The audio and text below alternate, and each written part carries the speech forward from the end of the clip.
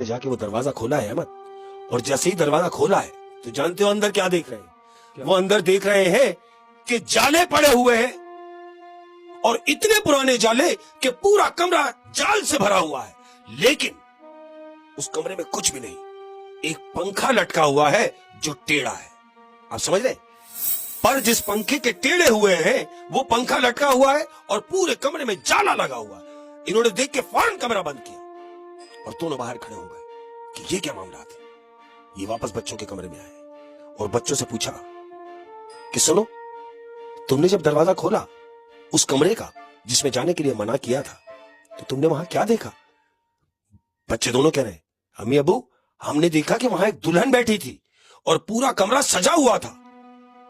अब ये दोनों मियां बीवी खामोश हो गए। ये दोनों मियां बीवी बच्चों के रूम में रात को रुके। दिन निकला। अब जब दिन निकला तो इन्होंने मालिक मकान को फोन किया जिसका वो घर है। फोन किया, हेलो। बोले हाँ जी हेलो। बोले जी हम आपका ये घर खाली कर रहे हैं। मालिक मकान ने कहा, अरे भाई अभी तो आए गए, आपको महीना भी नहीं हुआ और आप घर क्यों खाली कर रहे हैं? तो जानते हो वो शौहर जो है उस घर का जो किराएदार, वो कह रहा है मालिक मकान से कि हमने यहां अजीब मामला देखे। तुमने हमसे झूठ बोला, तुमने हमसे झूठ कहा कि वो कमरा नहीं खोलना। तो वो कहता है आखिर तुम मुझे बता क्यों नहीं रहे मामला क्या है?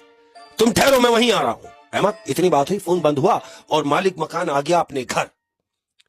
अब जब वो घर पे आया है तो ये दोनों मियां बीवी बैठकर उसको सारा वाकया सुना रहे हैं कि आपने हमें मना किया कि चौथा कमरा इस्तेमाल नहीं करना, उसमें सामान है, हमने नहीं किया।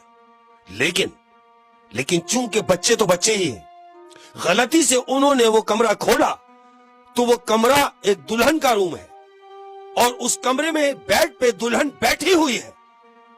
तुमने हमसे झूठ क्यों कहा? तो उसका जो मालिक मकान है अहमद, उसका मुंह नीचे है, सर नीचे है और वो सिर्फ रो रहा है। मालिक मकान रो रहा है। तो जो किराएदार था वो मालिक मकान के पास आया है। किसी ने लाइक और सब्सक्राइब नहीं किया, इसलिए खुशी भी उड़